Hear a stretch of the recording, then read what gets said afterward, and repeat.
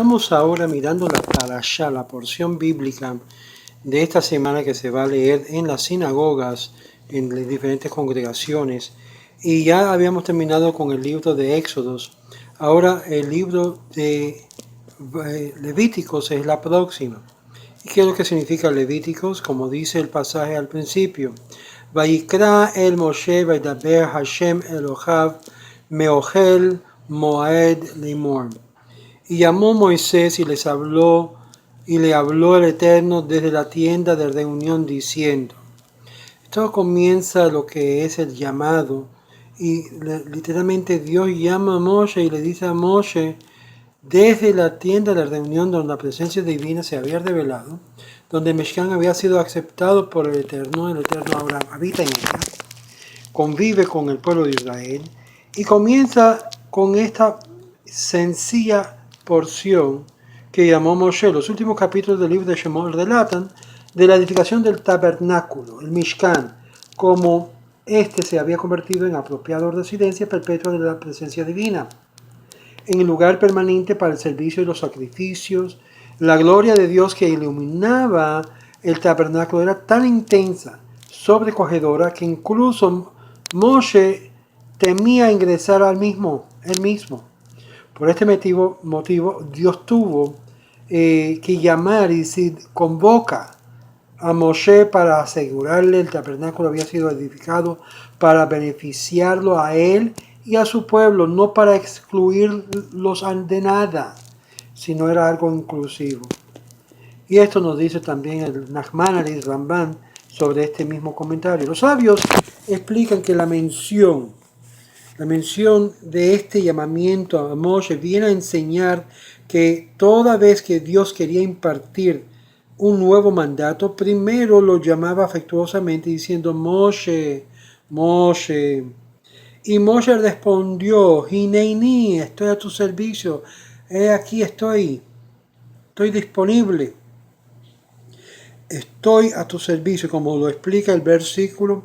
Y este llamamiento está dirigido exclusivamente a Moshe, pues aunque la voz de Dios es lo suficiente poderoso como para derribar árboles y ser oído en todo el mundo, era la voluntad divina que fuese oído solo por Moshe.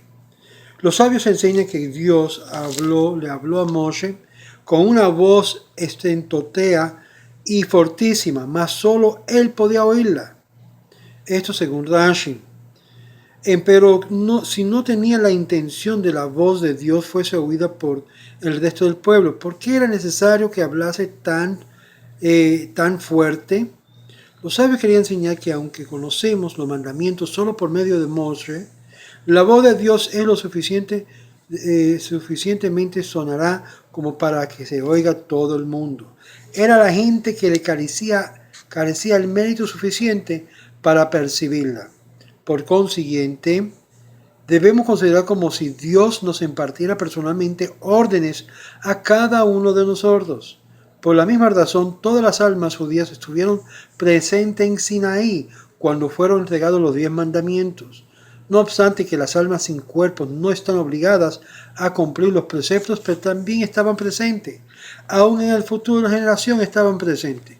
Dios quería hacerle saber a toda la futura generación que la Torá estaba tan dirigida a ellas como a quienes salieron de Egipto. Ahora, es interesante que el Aleph en la palabra final de Vayikra se escribe con una Aleph pequeño. Este término Vayikra, que proviene de la lexema Kará, llamar, también indica que Dios deseaba hablarle a Moshe y lo llamó específicamente a él, a diferencia de la profecía del gentil Bilam. La profecía de Bilam, en Números 23:16, es introducido por el término Vayikar, sin la letra el Aleph al final. ¿Esto qué significa? Bueno, tiene dos connotaciones. Atzar como mikre y impureza espiritual, y comparar con 1 Samuel 20, verso 26, la cual implica que aunque Dios tenía un motivo para hablarle a Bilam, no lo hizo de buen agrado. Es decir, Dios tuvo que hablarle a él para comunicar su voluntad a los no judíos, pero no estaba muy contento con Bilam y él como un utensilio para ser usado por el Eterno. En este versículo la convocatoria de Moshe está escrito con un alef en miniatura, de manera de tal que se asemeja al término empleado cuando Dios llamó a Bilam. Por esto los comentaristas hallan de que esta versión textual amerita observaciones exegéticas, entre ellas la siguiente. En su grandísima humildad, Moshe quiso describir la revelación de Dios a él con el mismo término despectivo empleado en el caso de Bilam. Es decir, que no había de verdad diferencia entre Moshe y Bilam, sin una alef. Mas Dios le ordenó incluir la alef como muestra de afecto, como se mencionó anteriormente. Sin embargo, por su extrema humildad, Moshe escribió un alef pequeño. Esto según el Baal HaTurim.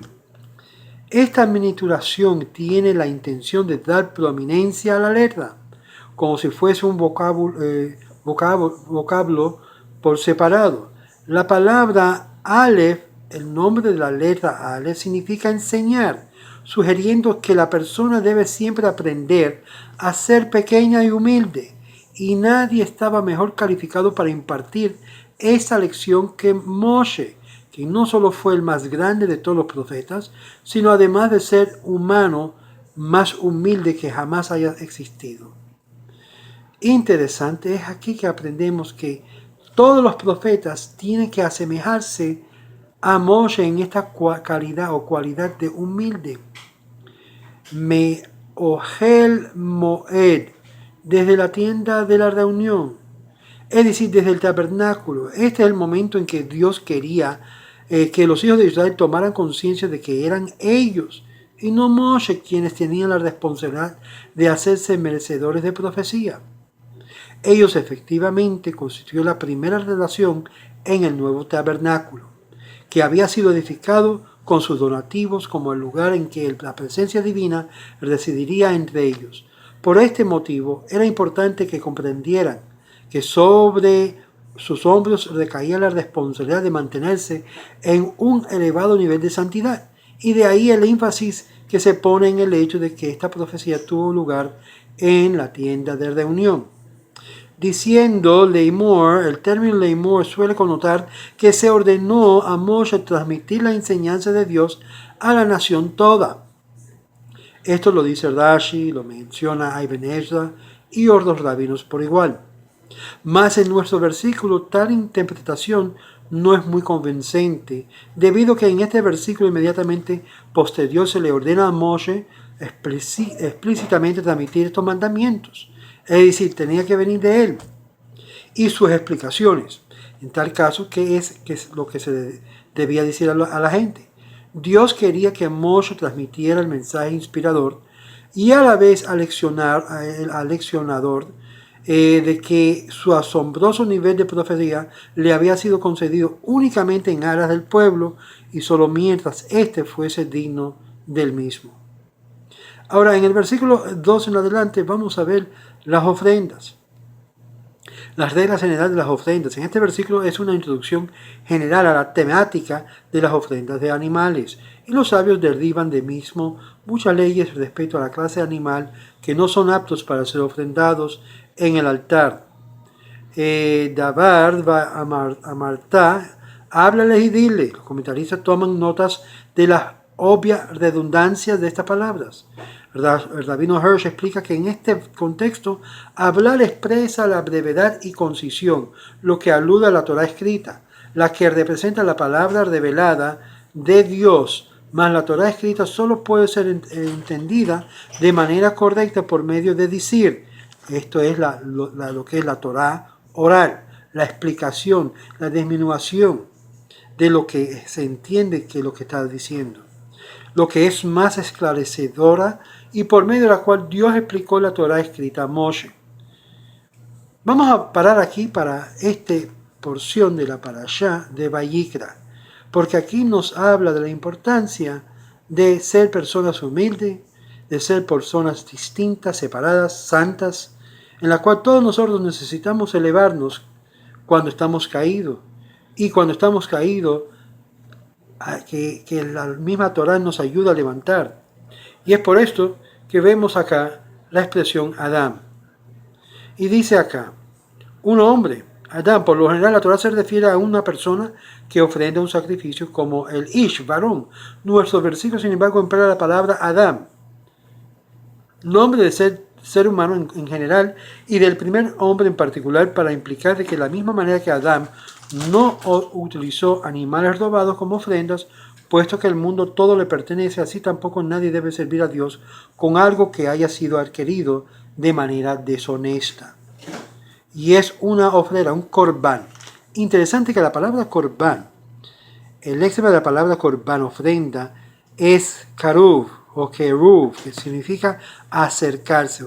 Debido a que una ofrenda es de la manera de acercarnos a Dios, elevándonos, por el tal razón el vocabulario o el verbo o la expresión sacrificio, como comúnmente se traduce, no captura la esencia de esta idea, sino es la idea que cuando nos acercamos a Dios, nos ofrendamos a Dios.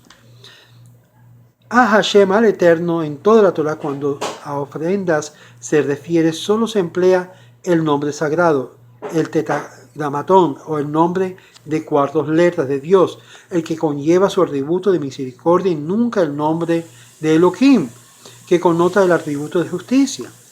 Ello se debe a lo que los antiguos idólatras creían, que era necesario sacrificar los sacrificios animales para aplacar la ira de los dioses, vengativos y sedientos de sangre. Sin embargo, esto se contrapone plenamente en la creencia judía, pues la Torá nos enseña que las ofrendas constituyen medios para acercarnos al Eterno, el Dios misericordioso, totalmente opuesto a lo que se le ha inculcado en la mente de lo que es el judaísmo. El versículo empieza hablando de una ofrenda al Eterno y concluye diciendo su ofrenda, omitiendo toda mención del Eterno a través de la exegesis homilética. Esto nos enseña que las ofrendas a Dios vienen de ustedes mismos, mijem, vienen de vuestro corazón, y es elevado estatus de ser una ofrenda al Eterno. Más si solo se limitan a los gestos rituales del servicio de los sacrificios, lamentablemente no será sino una ofrenda. Vamos a terminar aquí porque hay otra ofrenda que habla la ofrenda de Ola, cuando se eleva la ofrenda. Y ten en mente de que en todas las ofrendas que habla Vayikra, todas estas ofrendas no es nivel de obligación, sino nivel de ser voluntario de ofrecerlo.